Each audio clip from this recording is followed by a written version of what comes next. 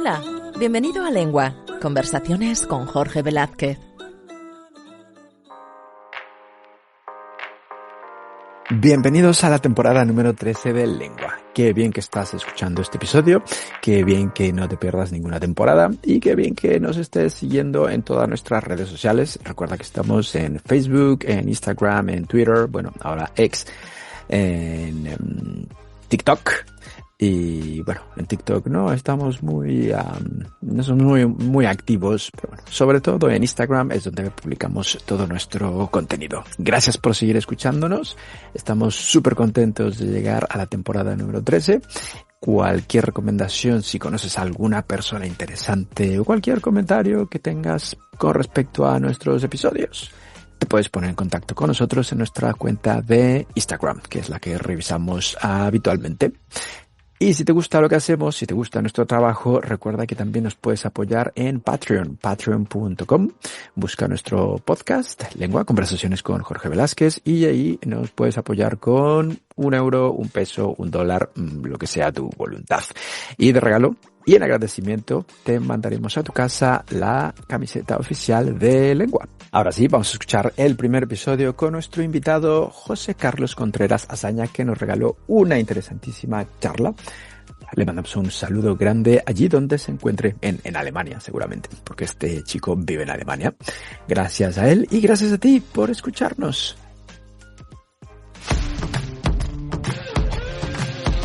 Bienvenidos a un nuevo episodio de Lengua. Hoy tenemos un invitado especial. Hemos estado coordinando horarios. Yo estoy en Madrid, él está en Alemania.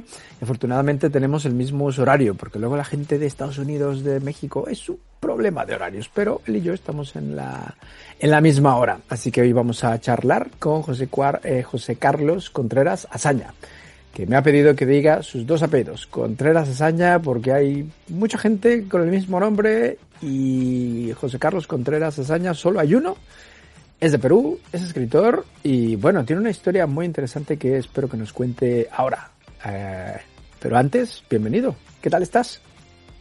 Buenas tardes, buenas noches, buenos días, querido Jorge. Primero un saludo para todas las personas que nos están viendo, nos van a ver y nos seguirán viendo, porque esto quedará hasta el infinito. Para la posteridad, pero básicamente nos escucharán. Y sobre todo, Jorge, a propósito de ese apellido materno que me encanta, yo lo decía porque en muchas entrevistas y viajando por muchos países, a veces solamente se toma el apellido paterno, ¿no? Entonces, como yo amo la palabra patria, pero también la palabra matria, y nuestra matria es nuestra madre, donde nos hemos amamantado. Por eso siempre me gusta utilizar el apellido también de mi padre y de mi madre, el Contreras y el Azaña. Me parece fenomenal. Ahora, tú vives en Alemania, pero naciste en Lima, Perú. Exactamente, nací en la capital de Perú. Me supongo que estuviste ahí alguna vez, o si no has estado, desafortunadamente todavía no. Te invito a que vayas a Perú y sobre todo en Lima, porque en Lima tenemos ahora un aeropuerto enorme y pues que tú disfrutes no solamente de la literatura que hacen los peruanos, sino sobre la maravillosa gente que vive ahí y sobre todo su gastronomía. Tiene muy buena pinta. Es un sitio al que me gustaría ir mucho. He escuchado experiencias muy positivas de gente que ha estado por allí, así que sí, tengo pendiente visitar Perú. ¿Qué te llevó a vivir en Alemania? Porque antes de empezar a grabar me decías que no sabes bien cuándo llegaste, no sabes dónde empezar a contar. Si cuando fuiste la primera vez, cuando llegaste para quedarte, ¿cómo fue esa historia de llegar, pero no quedarte, y luego llegar, quedarte, irte? Cuéntanos. Y tú, Jorge, al principio hablaste sobre los tiempos, sobre los usos horarios, sobre los relojes, y yo me acuerdo del escritor Sepúlveda, que hablaba de que él no tenía nunca un reloj, porque siempre los relojes te recordaban los atrasos. Y en ese sentido, la cronología de mi vida, yo y Alemania, Alemana y yo, verdaderamente no sé desde qué punto podría yo poder cronológicamente medir desde cuándo me enamoré de las Alemanias, porque la primera vez que llegué a Alemania era marinero, era un grumete de un barco, y que estuvo pues recorriendo Europa y muchos mares, pero llegó al norte de Alemania, al puerto se escribe Kiel en español, se pronuncia Kiel en alemán, y ese fue mi primer contacto con Alemania. Y luego ya volví, pues cuando ya estudié ciencia de la comunicación, volví como corresponsal, iba y venía, pero por eso yo no lo sé exactamente desde cuándo podría yo medir ese amor a esta tierra de Goethe y Schiller y de tantos filósofos y escritores. Jorge. Como bien dices, tú estudiaste Ciencias de la Comunicación en Lima, pero antes de eso recorriste el mundo en un barco, en un carguero peruano, ¿cierto? Así es, yo creo que ahora sí pongo ya mi punto geográfico, Lima, ¿no? El puerto del Callao. Y a pesar que me encuentro ahora en Alemania, en Karlsruhe, yo lo miro desde Lima. El punto más lejano que llegué desde Lima fue Kotka, en Finlandia, frente a San Petersburgo. Pero sobre mares y océanos fueron muchos, sobre todo muchos puertos, pero ante todo muchos sonidos, muchas lenguas, muchos idiomas, muchas sonrisas, muchos olores, muchos sabores. Y para mí eso me enseñó de que no existen fronteras ni banderas. La bandera más hermosa es la bandera de la humanidad, la bandera de los hermanos. Y dije, wow, muy pequeño me di cuenta de que el mundo es una casita donde vivimos todos y tenemos que protegerla. Por lo tanto, esa historia de marinería me ha servido mucho para observar al mundo con otros ojos, porque ahora me siento aquí en la ciudad de Alemania, de Karlsruhe, donde no hay mar, no hay playa, un marinero en tierra, como decía Rafael Alberti. ¿Cuántos años tenías cuando viajaste por el mundo a bordo de este barco? 17 años, y cumplí 18 en el centro del Océano Atlántico, viendo las estrellas, estando con marineros y tenientes y contramaestres. Fue una cosa maravillosa que yo creo que podría ser que sería yo el único, no sé, gente de las letras que ha tenido o ha celebrado sus cumpleaños en el medio del Atlántico. Es una cosa muy extraña. Pero no cualquiera tiene esa suerte, de celebrar su cumpleaños número 18 en medio del mar.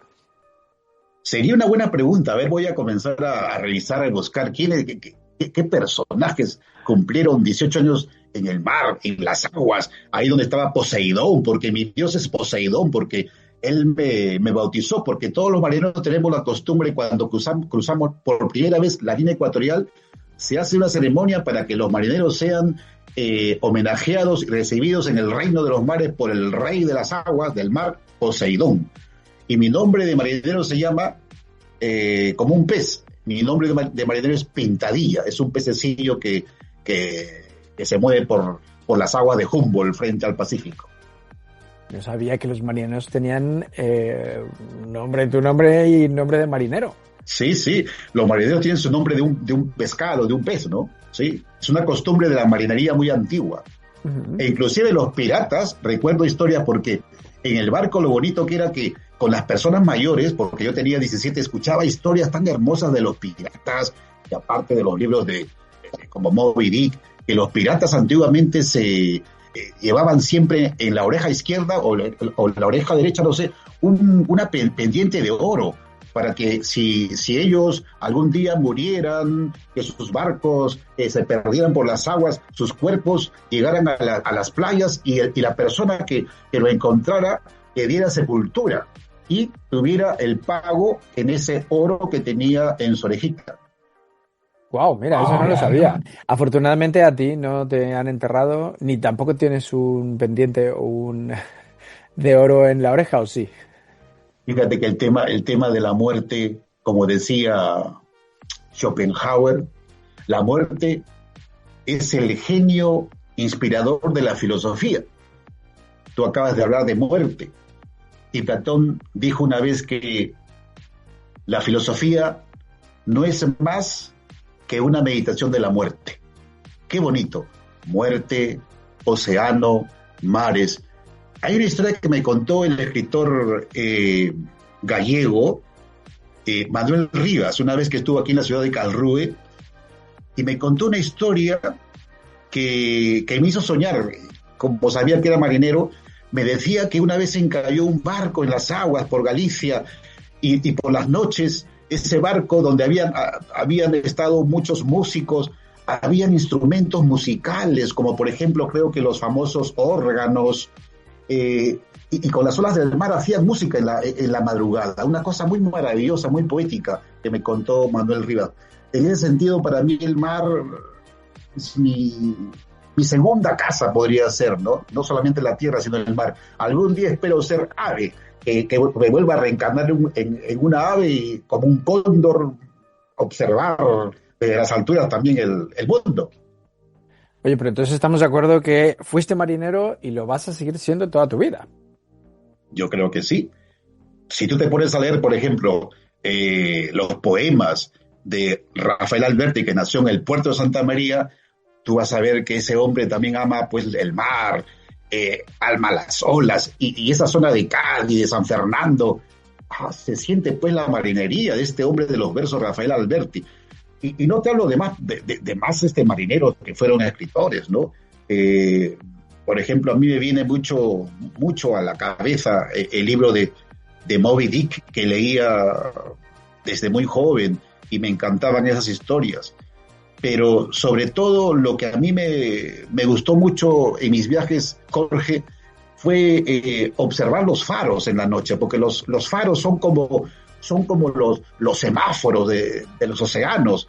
Pero en esos tiempos, cuando yo era marinero, eran tiempos donde todavía no teníamos el GPS, el GPS, sino teníamos satélites y nos guiábamos con un sextante, buscábamos las estrellas y la luna y el sol, pero ahora la marinería se ha vuelto muy, muy fácil.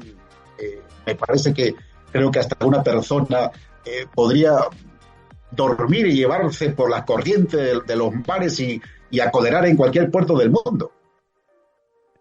Completamente.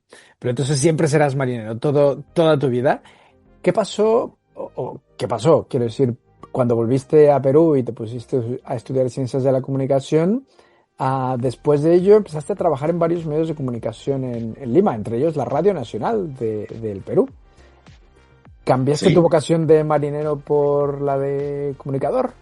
Lo primero que pensé yo cuando dejé el mar, dije, bueno, conversando con la familia, bueno, vas a estudiar tal cosa, porque los padres siempre te quieren recomendar cositas, estudios, pero la verdad que yo quería seguir viajando, seguir conociendo gente, seguir visitando lugares. Y lo que me dio la oportunidad de hacerlo fue pues el periodismo, la ciencia de la comunicación. Así que seguía viajando, entrevistando a políticos, a artistas, a personas, por lo tanto seguía como marinero pero en tierra, ¿no? O sea que por eso yo me ingresé al mundo de la ciencia de la comunicación. Y lo lograste. Me imagino que habrás entrevistado a un montón de gente en estos programas. Eran programas políticos y de entrevistas, sí, en ¿no? Perú sobre todo eran magazines, no eran programas políticos también. Entrevistábamos a muchos candidatos, a muchos políticos, tanto municipales como nacionales, y candidatos a la presidencia de la República. Por lo tanto, conozco a muchos políticos que actualmente siguen todavía en la política peruana, cuyos nombres no quiero mencionar, ¿no? Porque ellos me conocen y por lo tanto, con mucho respeto, en el mundo del periodismo tenemos que tener mucho cuidado de hablar de los personajes. Sí, y no solamente políticos, sino también entrevistábamos a artistas, inclusive con organizaciones como, por ejemplo, Alcohólicos Anónimos o las organizaciones que apoyaban a los animalitos y todas esas cosas. O sea que estaba en contacto con todas las personas. Como dice el famoso periodista español Juan Cruz, los periodistas son gente que habla de otra gente. Eso hacíamos. ¿Y lo disfrutabas? ¿Te gustaba tu trabajo?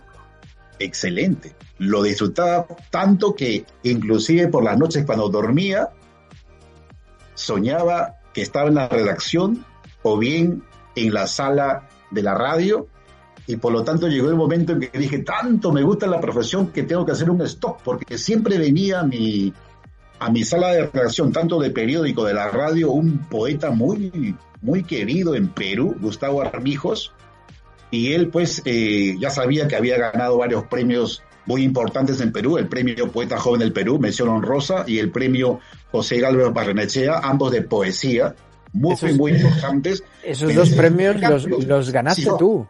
Sí.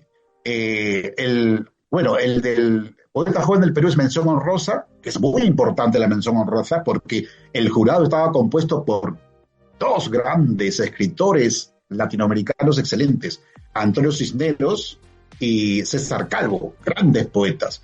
Y el de José Galvez Barrenechea igualmente, con Juan Mejía Vaca, Rodolfo Inostroza y Mirko Lauer. Y entonces este poeta Gustavo Armijo me decía: José Carlos, frena un poco tu mundo de periodismo para que no dejes abandonado tu literatura. Y así que yo gozaba con el periodismo, claro, porque es como la poesía, una enfermedad que se te mete al cerebro y no hay ninguna vacuna que te libera.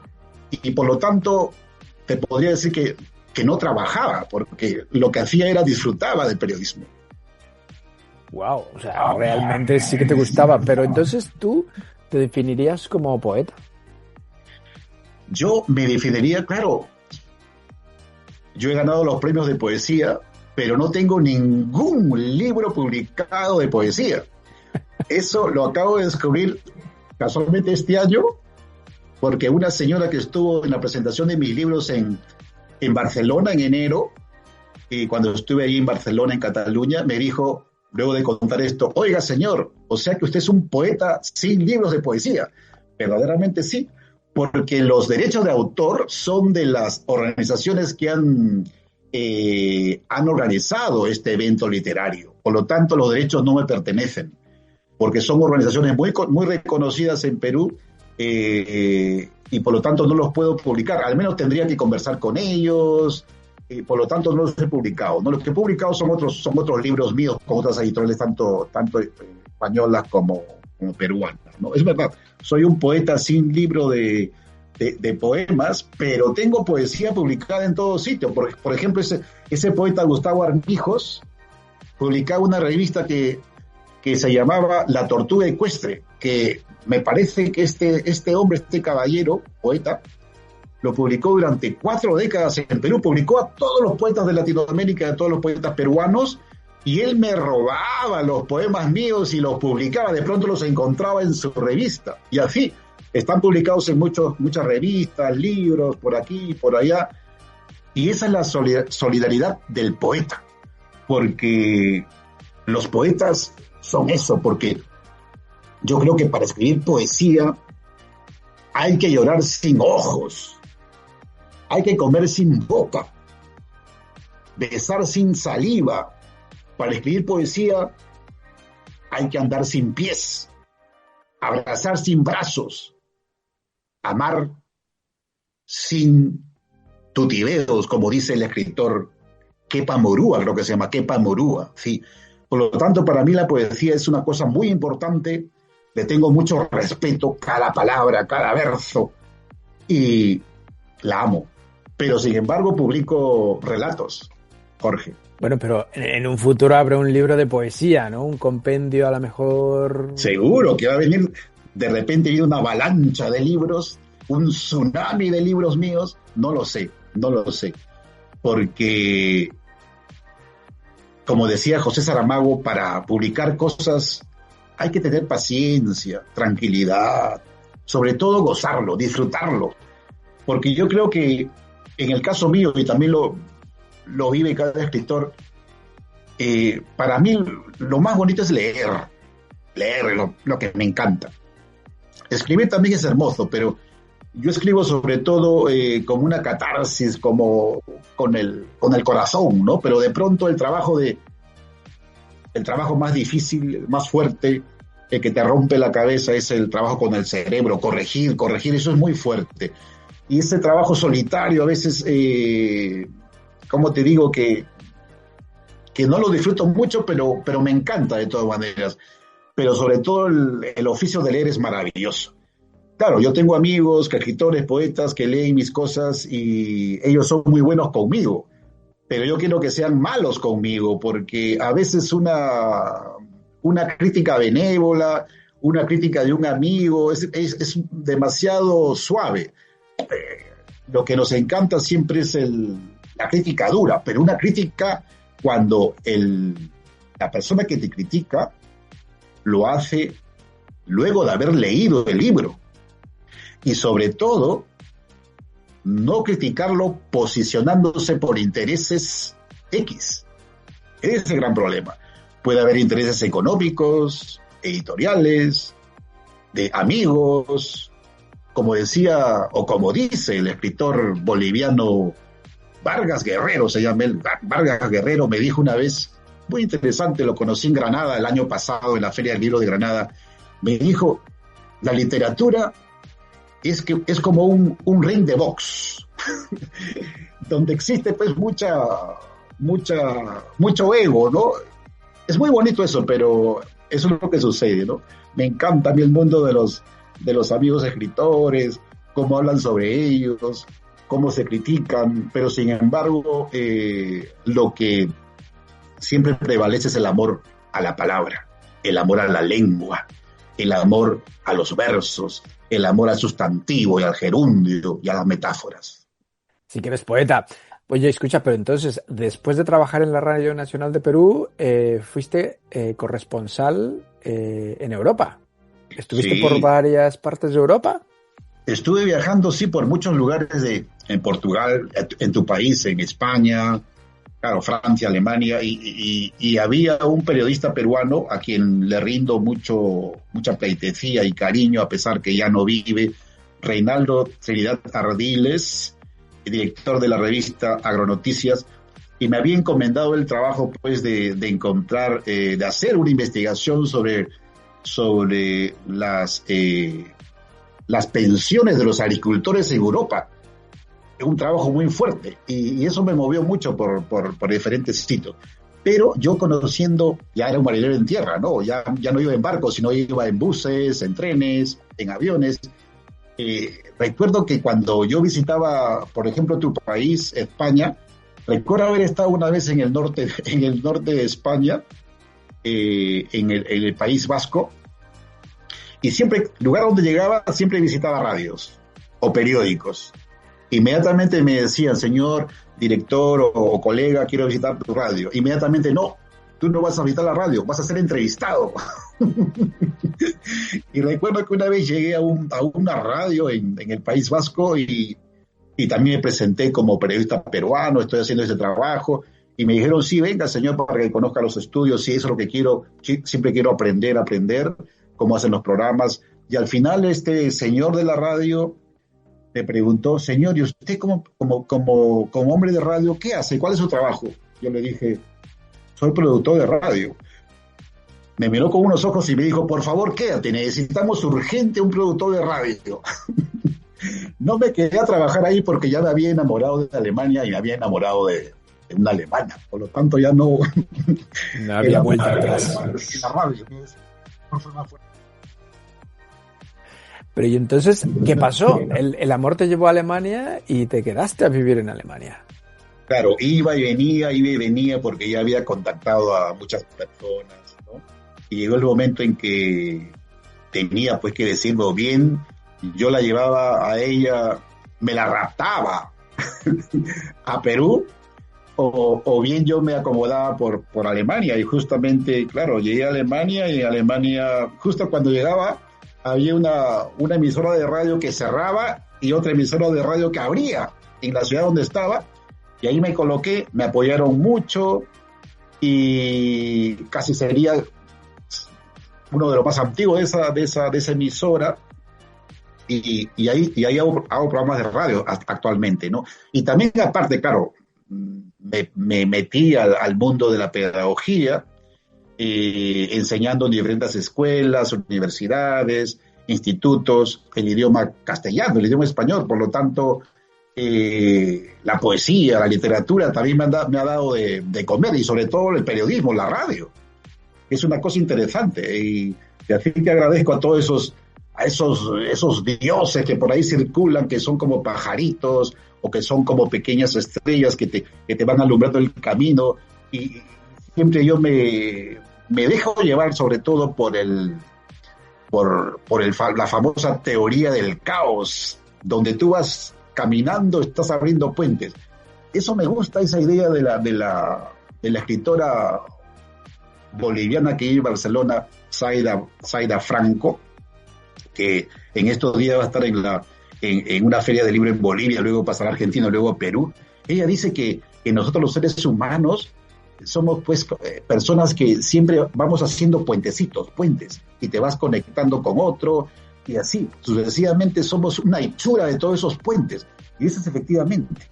Y cuando te encuentras con puentes solidarios, no puentes malos o puentes que se rompen, pues no avanzas, pero sobre todo siempre vas avanzando, vas haciendo tu red de amigos, red de colegas, red de amor, red de poetas, y vas encontrando lucecitas, como en el océano, los faritos, donde tú tienes que observarlos, verlos, y allí estar al lado. Y sobre todo, yo creo que el amor es más importante, porque si no hay amor, no puedes ser un buen periodista, no puedes ser un buen matemático, no puedes ser un buen amante, etcétera, etcétera. Completamente de acuerdo contigo. ¿El programa que fundaste, el de radio bilingüe, que se llama Paradero Iberoamérica, todavía existe? Correcto, Haltestelle Iberoamérica, sí.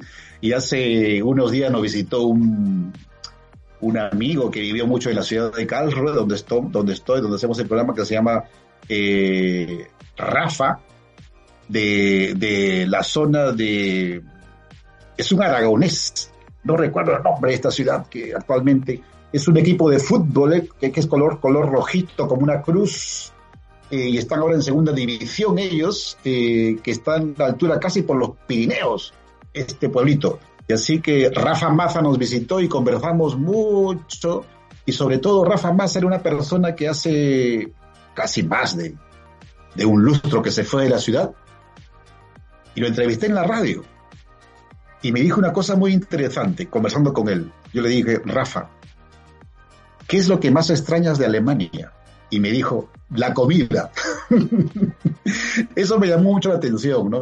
A pesar que él está en Alemania, echa de menos la comida alemana. Y sobre todo también el ritmo de Alemania. Y le sorprendió mucho de que aquí en la ciudad de Karlsruhe, donde vivo, donde está nuestra radio, él dijo que lo encontraba con muchas construcciones nuevas, que se había renovado completamente la ciudad, y me habló una palabrita que me quedó en la cabeza y me dijo, yo en la ciudad donde vivo, seguro que por eso no me recuerdo el nombre de su ciudad, han hecho construcciones, pero había muchas chapuzas, y la verdad que se me quedó grabado chapuzas. ¿Qué significará eso? Debe ser algo negativo. Y las chapuzas es cuando haces un trabajo mal, ¿sabes? Ok. Bueno, eso existe en todos sitios, ¿no? Efectivamente. Claro, porque también así aprendemos, vamos aprendiendo, ¿no? De los errores aprendemos. Sí, es muy importante, porque los grandes inventores aprenden de los errores. Si nos ponemos a analizar de todos los inventos creados, pues al principio habían errores fatales, errores fuertes. Por lo tanto, el ser humano, vamos aprendiendo poco a poco. Tú, en todos estos años que llevas en Alemania, me imagino que has aprendido mucho, no solo alemán. Sobre todo he aprendido la filosofía de la gente, que me encanta a mí eso, porque yo cuando estaba en Perú, recuerdo que siempre estaba acostumbrado a decir sí. Una amiga me decía, José Carlos, ¿vienes a la fiesta? Sí. José Carlos, ¿me ayudas en este reportaje? Sí. José Carlos, ¿vamos a beber una cerveza? Sí. José Carlos, ¿nos vamos al puerto? Sí. Pero en Alemania aprendí a decir no. Porque aquí en Alemania la gente decía de pronto no, porque no tenían tiempo, porque tenían otra ocupación, porque se concentraban en algo, en un punto. En cambio, yo en Perú, yo quería estar bien con todos, decirles sí, y estaba en un solo día en 8 lugares. Pero no disfrutaba ninguno. Por lo tanto, aquí en Alemania, número 1, aprendí a decir no, porque nosotros tenemos miedo a veces de que no nos quieran, que digan, José Carlos es malo, que dice no. Eso es muy, muy latinoamericano, ¿no? Y también español. Y después otra cosa que me gustó aquí en Alemania también de su filosofía es que vivir y dejar vivir. Eso me gustó mucho, que en alemán sería Leben und Leben lassen. Eso me encantó mucho. Y tantas cosas más. Y sobre todo, ¿sabes qué? Jorge Velázquez, que yo pensando en tu apellido, Jorge, dije, wow, me acordé de mi madre. ¿Por qué? Porque hace unos años vino mi madre y me dijo, hijo, me visitó aquí en Alemania, no, hijo, tengo un deseo. ¿Qué pasa, mamá? Quiero visitar el Museo del Prado. Y así que nos fuimos al Museo del Prado con mi madre, tomamos el avión, llegamos a Madrid y estuvo mucho tiempo viendo las meninas de Velázquez, y quizás sea pues un lejano pariente tuyo, no lo sé, ¿no? Y recuerdo esa anécdota que Jorge Velázquez, ahora que me entrevista, con quien converso, me recuerda a mi madre que se encuentra en estos momentos en Lima y seguro que ella seguirá pensando pues en ese cuadro tan hermoso de las meninas de Velázquez. Y te das cuenta esos puentecitos que a veces unen a las personas. Y ahora Jorge Velázquez va a ser siempre como con la imagen de mi madre en el Museo del Prado, contemplando no solamente a Velázquez, sino contemplando también a Goya, contemplando a Bosch y tantos grandes pintores y escultores que se encuentran en el Museo del Prado de Madrid. Oye, pues un saludo a tu mamá, que espero que esté escuchando esta entrevista.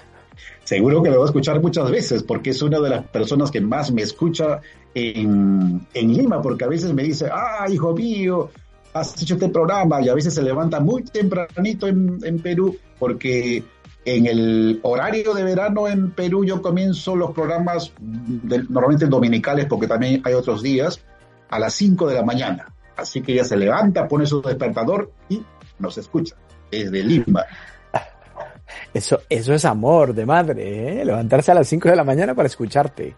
Y sobre todo amor de hijo, porque recuerdo que en abril cumplió 10 años y yo le puse pues esa famosa canción que se canta mucho en México cuando alguien cumple años, Las Mañanitas. Y mi madre lo escuchó, ella estaba al lado de mi hermana ahí en Lima, y para ello fue una cosa maravillosa que yo le ponga Las Mañanitas de sorpresa. Oye, qué bonito, qué bonito. Bueno, si alguien que nos esté escuchando tiene mucha curiosidad y se interesa por escuchar tu programa, ¿cómo puede hacerlo? Nosotros emitimos normalmente en la ciudad de Karlsruhe, en la FM 104,8 MHz, pero también a través de cable en los estados de Baden-Württemberg y Renania-Palatinado, y también a través de internet para todo el mundo a través de www.querfunk.de. Y puedes escuchar también, o puedes buscar tú en las redes con el nombre de Paradero Iberoamérica o Haltestelle Iberoamérica, es en alemán, pero si tú pones ahí en Googleando, pones tu programa en español en Karlsruhe, Alemania, inmediatamente te viene porque somos aquí los raros, ¿no? Porque hacemos cosas que otros no hacen. Y es bilingüe. Seguramente será de los pocos o el único programa bilingüe que se llama Paradero Iberoamérica en la radio alemana, o sea que será sencillo de encontrar. Estás escuchando Lengua, conversaciones con Jorge Velázquez. ¿Todavía eres profesor de español, literatura sí. y productor de radio? Sí, todavía muchos años lo voy a hacer porque yo aprendo mucho con los alumnos. La verdad que enseñar, la verdad que es una cosa tan maravillosa, porque yo creo que el profesor no es el que enseña, sino sobre todo el que capta, el que absorbe como una esponja los pedidos y la sapiencia de los alumnos, porque un alumno alemán es un alumno extraordinario. Yo me quedo muy, muy sorprendido cada vez que voy a las clases, y lo hago con tanto cariño, que los alumnos sepan tanto y también quieran saber tanto sobre la lengua española, la lengua castellana, ¿no? Y con los chicos, por ejemplo, ya de nivel C1, nivel B2, que ya comprenden muy bien, dominan el imperfecto del subjuntivo, el pluscuamperfecto del subjuntivo, todas esas cosas, con ellos ya conversamos de temas ya complicados, complejos, y ellos son una cascada de conocimientos y es como leer libros, porque cada alumno mío y cada ser humano es un libro. Por lo tanto, eso de enseñar se ha vuelto para mí también casi como una ceremonia donde no es trabajar, sino es disfrutar. Eso es importante, disfrutar el trabajo. Y tú eres un privilegiado, entonces. Eso decía mi abuelo, porque mi abuelo que fue bibliotecario en Perú, él era bibliotecario de un pueblo de la Sierra de Lima, y se venía siempre a Lima, donde vivíamos nosotros en la capital, y pues se hospedaba en la casa de mis padres, y él me llevaba pues a las ferias del libro de Lima, y me contaba muchas cosas que a veces no comprendía, pero con el tiempo lo he captado, como por ejemplo me decía de que trabaja en lo que te guste y nunca vas a trabajar, y eso me quedó ahí, ¿no? Por lo tanto, mi abuelo, que se venía a Lima a comprar libros para su biblioteca, con él comencé a descubrir muchos autores, de muy niño, empezando con el maravilloso Cervantes Saavedra y terminando pues en esos tiempos, te hablo de esas décadas, con José María Arguedas, escritores peruanos, Ciro Alegría, increíble. Por lo tanto, yo le agradezco mucho a mis abuelos, porque somos hechura de nuestros abuelos. A mi abuelo, que era el bibliotecario, a mi otro abuelo, que era se podría decir como un homeópata, como un chamán, a mi otra abuela, que era una amante de la Biblia, y a mi otra abuela, que era una campesina. Un agradecimiento total. Nuestros abuelos son importantes en nuestras vidas. Así es. Oye, además de poeta, escritor, que ahora hablaremos de tus libros, productor de radio, docente, también eres editor. Sí, también metí mis deditos para producir, no solamente lo he hecho solo, sino con el apoyo también de otras personas, ¿no? Como por ejemplo, una vez editamos este libro que se llama aquí Danke Karl Reiff con Martin Hauge. Martin Hauge es uno de los alemanes que promueven la bicicleta no solamente en Alemania, sino en toda Europa, y tiene una red de la gente de la bicicleta en todo el mundo, y con él hicimos este libro que es un homenaje al inventor de la bicicleta, que se llama Karl Reiff, y aquí dice Danke Karl Reiff, que significa gracias Karl Reiff, que es el inventor de la bicicleta, y él nació en la ciudad desde donde te estoy hablando en estos momentos, Karlsruhe. Por lo tanto, a Martin Hauge también mi agradecimiento, y a todas las personas que me han apoyado también para editar libros, porque para editar libros es un trabajo muy minucioso, un trabajo muy hermoso, pero también un trabajo muy fuerte. Pero entonces este libro es como un homenaje hacia él, ¿no? Claro, y este libro ha llegado a muchos lugares, increíble.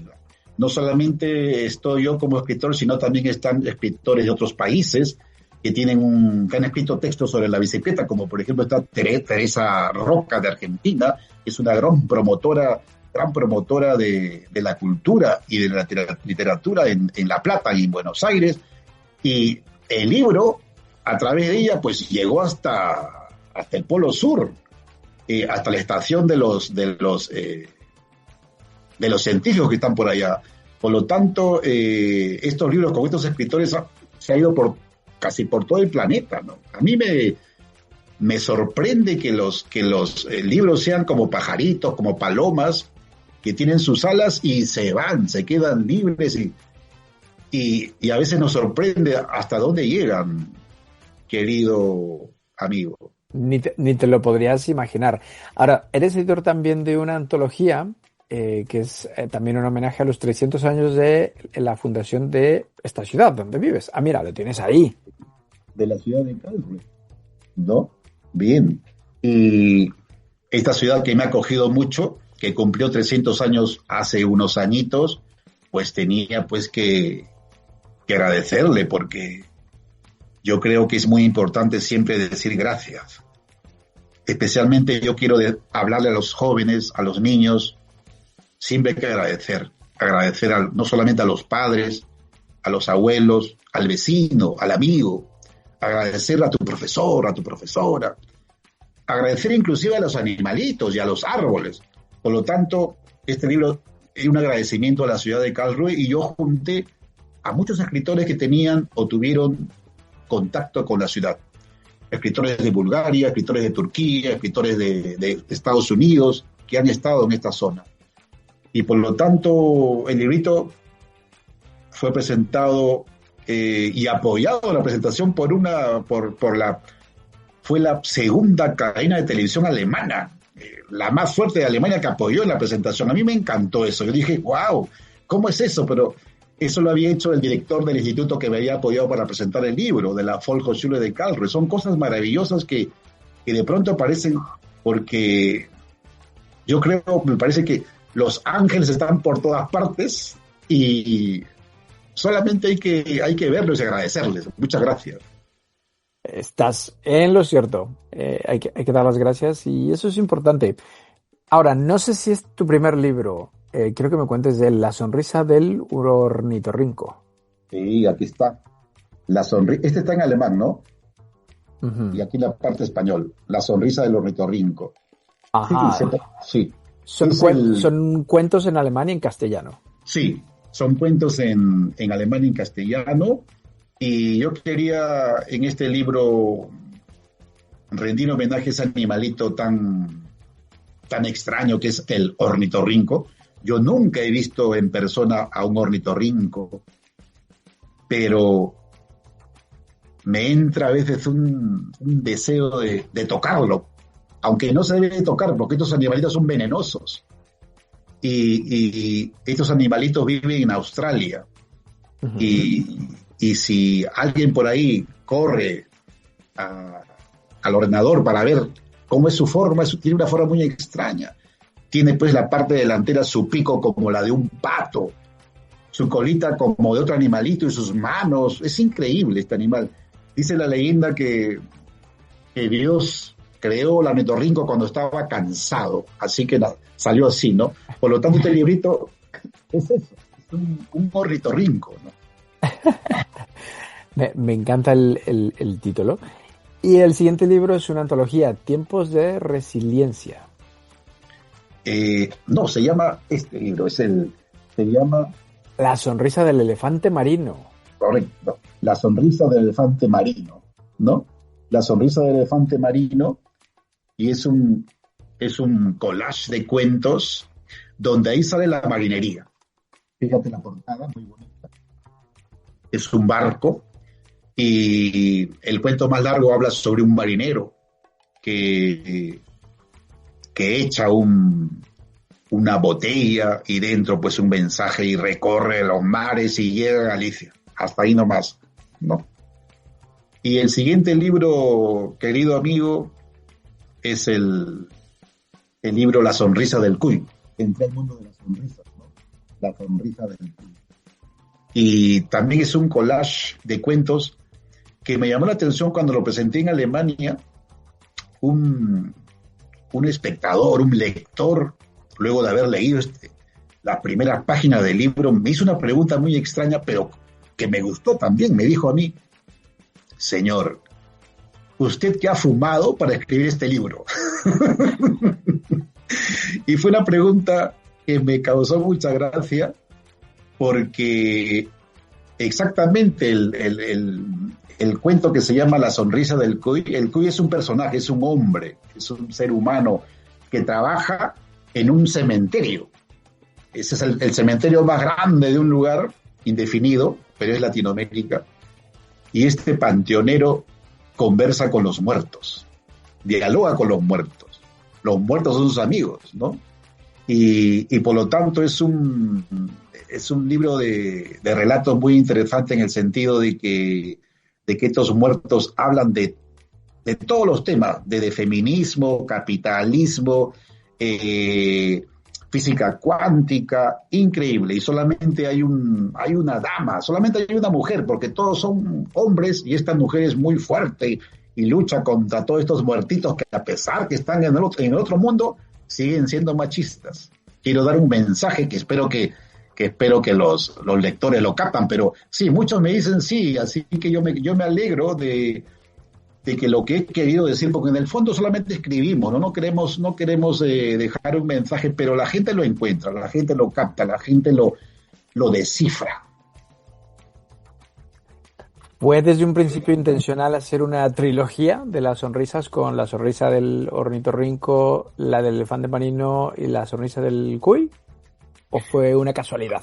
Fueron saliendo así, la sonrisa del ornitorrinco, me parece que, no recuerdo cómo nació, pero la segunda tampoco lo recuerdo, pero ya me quedé con la sonrisa. La tercera sí, porque la tercera nació en estación de radio, en el programa Entre Letras de Radio Nacional del Perú, cuando César Bedón, el periodista César Bedón, que hace el programa de literatura, me preguntó por este libro de las sonrisas y me dijo, ¿cuál será tu siguiente libro? Y hablamos algo de un cuy. Y él dijo, la sonrisa del cuy quizás. Y yo dije, ahí está el título. Y así que un día se lo presenté y se quedó completamente impresionado, ¿no? Que el título nació con él. Y así van naciendo los títulos. E inclusive hay unos títulos de libros míos, los próximos, que nacieron dialogando con escritores, dialogando con mis lectores o dialogando con mis estudiantes. Ellos mismos, luego de haberlo leído, ellos decían, el siguiente libro o este libro se tiene que llamar así. Por lo tanto, yo escucho las voces, porque dicen que los escritores, las personas que escriben, los poetas, somos personas que escuchamos voces, escuchamos ecos, escuchamos sonidos y voces, tanto en el sueño, tanto despiertos, y en este caso lo que he hecho es escuchar las voces de los lectores o de los amigos, ¿no? Y así salieron los nombres de los libros, ¿no? Para ti las sonrisas son muy importantes.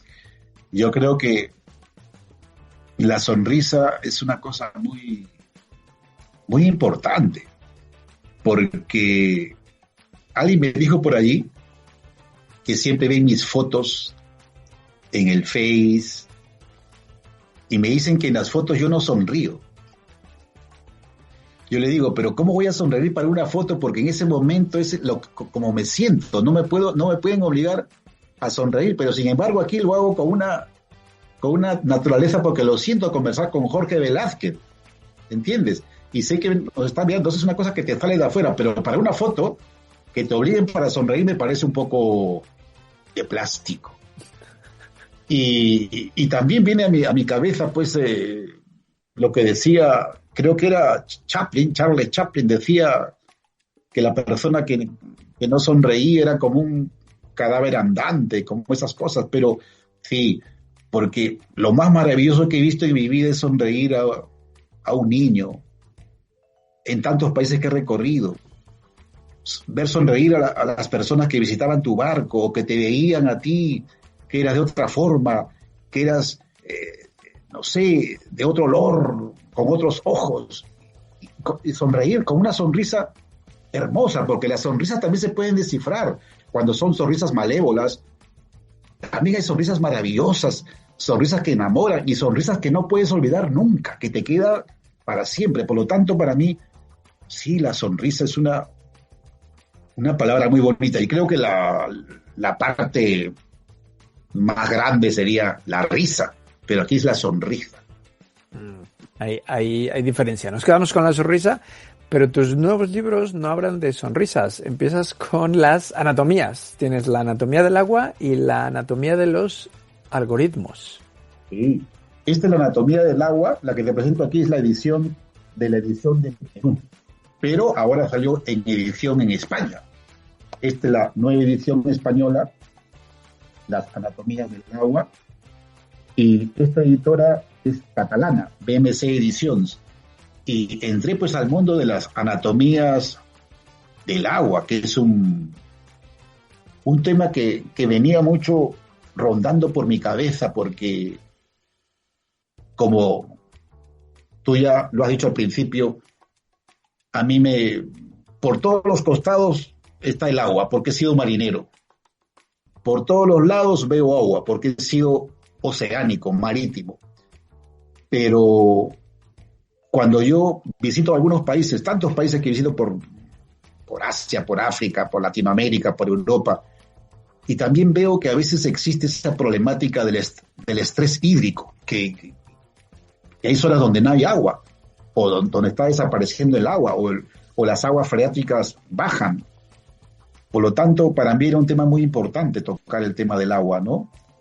Pero en verdad que este libro era sobre todo un libro de amor que se fue convirtiendo al agua, porque el personaje principal del libro es un ingeniero de aguas que vive en Alemania, es un latinoamericano, pero él está hablando sobre su amor de Perú, de Lima, pero sin embargo se convirtió todo, el agua lo tocó, lo arrasó todo el libro. Tuvo una fuerza el agua más fuerte que la historia de amor del personaje. Y me quedó esa pregunta de que, ¿qué va a pasar cuando todo el agua del planeta esté privatizado? Y entonces acá vienen muchas preguntas y muchos, sobre todo, quiero que el lector pueda entender que sin agua no hay vida, que el agua es muy importante, que así como por ejemplo en algunas zonas de España, en las zonas de Andalucía o en las zonas de Cataluña, donde en Barcelona me parece que hace unos meses sufrieron de supresión de agua. Uh-huh. Sí, hubo una sequía terrible. Correcto. Sí. O en Andalucía también hay zonas muy secas, desérticas. Por lo tanto, es un tema preponderante porque las metrópolis enormes se beben todas las aguas de los pozos que se encuentran a los alrededores y por lo tanto se va secando la naturaleza. Y si en esas zonas húmedas, en el pasado, ya no son más húmedas, entonces no crecen más plantas, más bosques, y por lo tanto, si no hay bosques, no hay árboles, no hay insectos, no hay animales, y si no hay animales, entonces la cadena alimenticia desaparece y por lo tanto viene la muerte. Por eso es muy importante este tema del agua. Claro, en el libro también hay otras historias, otros relatos, pero sobre todo el agua es la reina de las páginas. Las anatomías del agua de BMC Ediciones. Me imagino que tus libros estarán disponibles en Amazon. Si hay gente de otros países que nos escucha, los pueden comprar en Amazon, ¿verdad? Sí. Especialmente este libro, ¿no? Que está aquí. Las anatomías del agua lo podemos comprar en Amazon. En Perfecto. Amazon y también en todas las librerías de la península. Sí, también lo puedes pedir, no solamente en Amazon, sino también en las librerías, ¿no? Porque ahora las librerías también los piden a la editorial, ¿no? Y se van moviendo. Perfecto, los buscaremos. Ahora, me da mucha curiosidad a ver qué nos vas a recomendar. Esta pregunta ya te la sabes. Nos tienes que recomendar una película, un libro, una serie y un disco. Pero antes de esa recomendación, querido Velázquez, querido amigo, te quería contar de este libro. Este es el más reciente, La anatomía de los algoritmos, ¿cierto? Sí, que lo presenté en la Feria del Libro de Frankfurt, la feria más grande del mundo, y que ahora en septiembre voy a ir a Lima a presentarlo, porque en Lima todavía no se ha presentado, y la editorial es una editorial peruana, ¿no? Y por lo tanto, aquí ya hablo del tema de los algoritmos. Es un tema muy fuerte, es un tema muy actual. Los algoritmos nos acorralan por todo lado, pero también quiero ver la parte positiva de los algoritmos, que en la medicina hay grandes adelantos, y la parte negativa de los algoritmos, que no lo sabemos, podrían en el futuro, con los algoritmos, poseer nuestros pensamientos, nuestras costumbres. No lo sabemos, pero los algoritmos ya están revolucionando todo tan rápido que los robots a base de algoritmos nos van a sustituir en el futuro. Por lo tanto, el tema de los algoritmos es un tema picante. Y ojo, yo pensaba que era uno de los primeros que tocaba el tema. No. Esto lo presenté en octubre del año pasado en Frankfurt y también en otras ciudades de Alemania, pero ya hay otros escritores y científicos que están trabajando mucho el tema del temor a los algoritmos. Ahora sí viene tu recomendación, querido Jorge, ¿no? Perfecto, sí. Tu último libro todos sus libros tienen muy buena pinta, pero especialmente el último, tengo curiosidad por leerlo. Ya echaremos un vistazo, porque es un tema de actualidad, es un tema interesante. Y creo que nos deshumaniza, ¿no? Esto de tanto algoritmo, tanta red social, tanto internet, ¿qué pasa con Claro, los seres humanos? efectivamente nos deshumaniza, ¿no? Porque ahora que estuve yo en tu país, estuve en Andalucía, estuve en Cataluña, subí a los metros y la verdad que todo el mundo estaba con la cabeza abajo. Nadie se mira, nadie se mira, están observando sus celulares, sus móviles. Y por ahí, claro, gracias a Dios había 2, 3 personas con un libro, no escuchaba conversaciones, todo el mundo está metido en el laberinto de los algoritmos. Se estarán leyendo, no lo sé, pero espero que lean buena literatura, ¿no? Sí. Tú me has puesto en un punto, en un precipicio, eso de recomendar un libro, porque hay tantos libros para recomendar, querido amigo. La verdad que yo no sé, de todo lo que te recomendaría, no sé si mujeres o hombres o latinos, europeos o alemanes, y solamente uno o varios. La idea es que nos recomiendes uno, un libro importante para ti, un libro que te haya marcado o un libro que consideres que la gente debería conocer o leer. Te das cuenta, la pregunta es muy fuerte. Es difícil, sí.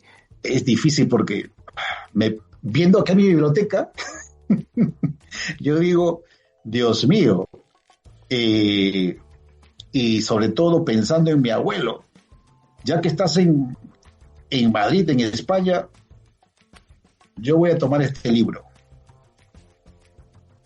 de Rafael Chiles, ¿no? La De buena Rafael letra. Chiles, La buena letra. Y uno para la gente de Perú.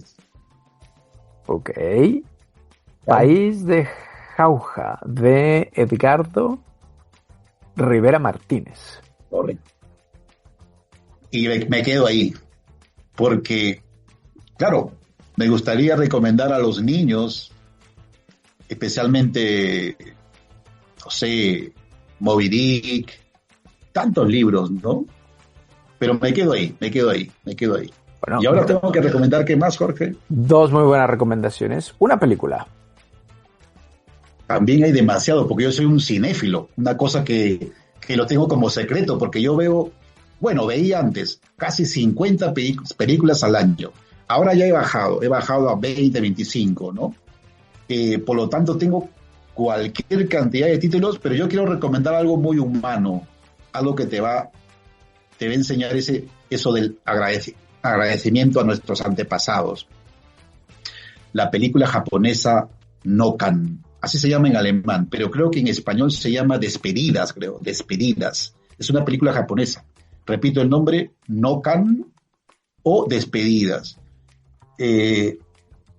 Véanlo hasta el final, cuando observen esa piedra, que se van a poner a pensar tantas cosas. Esa piedra en las manos del padre muerto.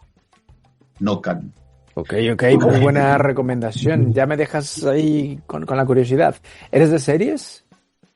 No soy de series, pero cuando me la han recomendado, luego de mis viajes, sí, una de las pocas series que he visto ha sido Millennium, basado en las obras de Stieg Larsson, del sueco Stieg Larsson, ¿no?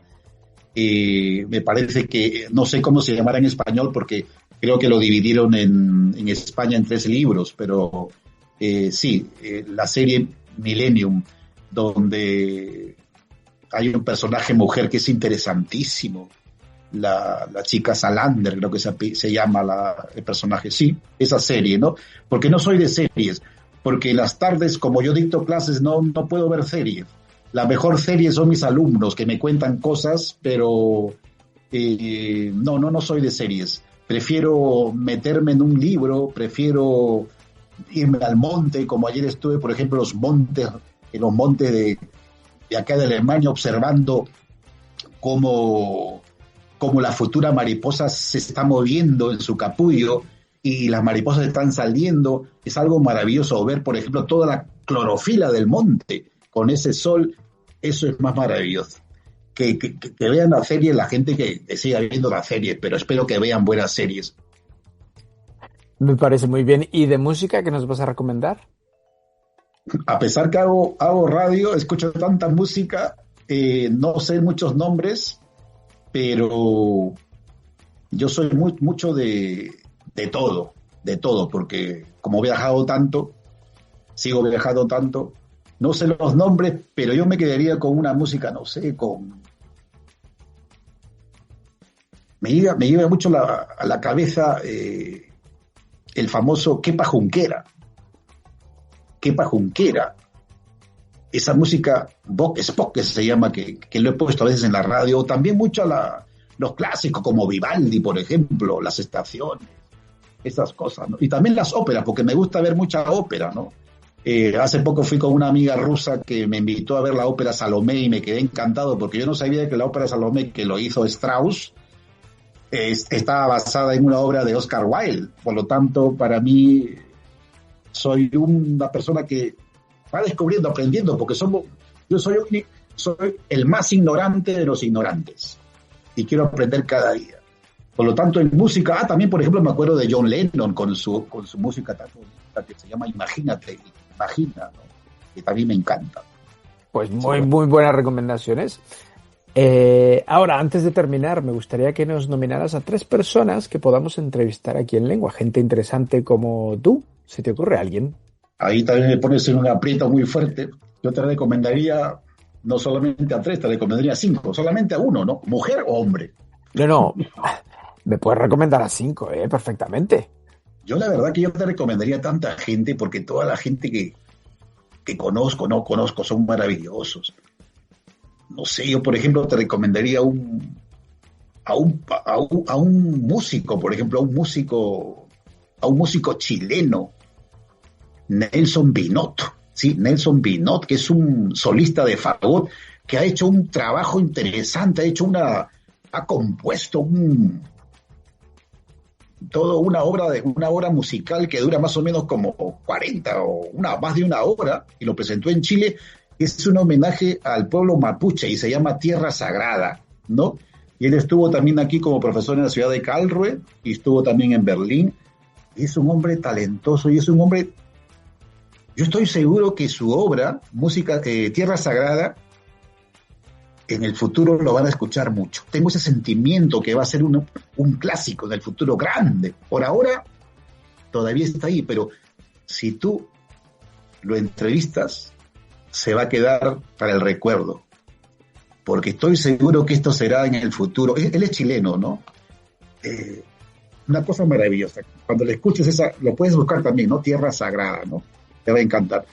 Y ahora de poetas, hay tantos poetas, amigos míos españoles, que son enormes, o peruanos. Vamos a empezar con una mujer, no sé, con la poeta Elma Murrugarra. Elma Murrugarra es una poeta peruana que me encanta lo que escribe. Esa esencia ancestral de los antepasados peruanos. Y Elba Murrugarra acaba de ganar el premio Cope de Oro de poesía en Perú, es un gran premio también, ¿no?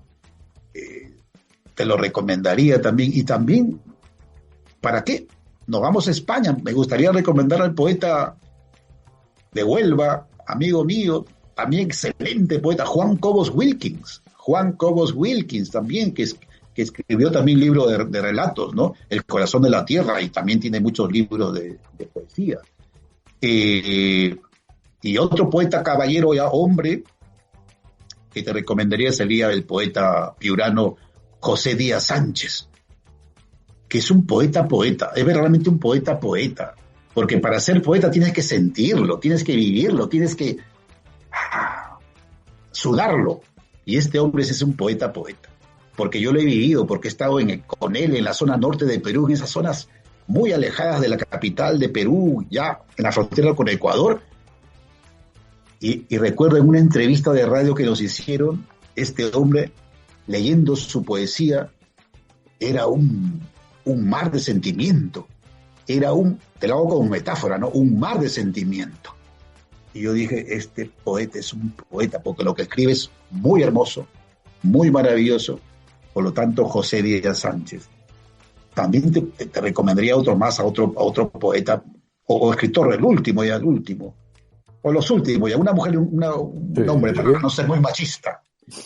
Una mujer, la poeta mexicana Sonia García, que vive en Barcelona, Sonia García, que a mí me ha encantado su último libro, increíble, y también el escritor peruano Gabriel Rimachi, que también es un gran escritor. Y también me quedo ahí porque si te sigo te voy a comentar de Cromwell Jara Jiménez, te voy a hablar de tantos amigos españoles, de Cuba y alemanes. Ojo, que los alemanes, si escuchan la entrevista van a decir, José Carlos, ¿qué pasó? Porque también aquí tenemos amigos alemanes que hablan muy bien el castellano, muy bien el español, pero nos quedamos ahí, querido amigo Velázquez. Me ha encantado conversar contigo, es como si te conociera toda una vida. Lo mismo digo, el placer es mío. Muchas gracias, José Carlos. No te preocupes, has nominado a 5, pero tú me puedes mandar una lista larga de todas las personas que se te ocurran. Siempre sobre todo mujeres. Sí. Claro. Mujeres, hombres, con que hablen español, aunque sean alemanes, son bienvenidos, no te preocupes. Un placer conocerte. Si algún día vienes a Madrid, avísame y nos tomamos un vinito o un algo. ¿Algo que quieras decir, algo más antes de terminar? Sí, yo quiero decir algo, especialmente a todos los jóvenes, ¿no? A los jóvenes, a todo el mundo. Por favor, cuida los bosques, cuida los ríos, cuida los mares, cuida a la Pachamama, cuida la tierra, cuida a tu familia. Cuídate a ti mismo y sobre todo, por favor, sueña como si fueras a vivir toda la vida y vive como si fueras a morir mañana. Muchas gracias. Desde Alemania, José Carlos. Muchas gracias, José Carlos. Ha sido un final perfecto. Un abrazo hasta Alemania. Chao.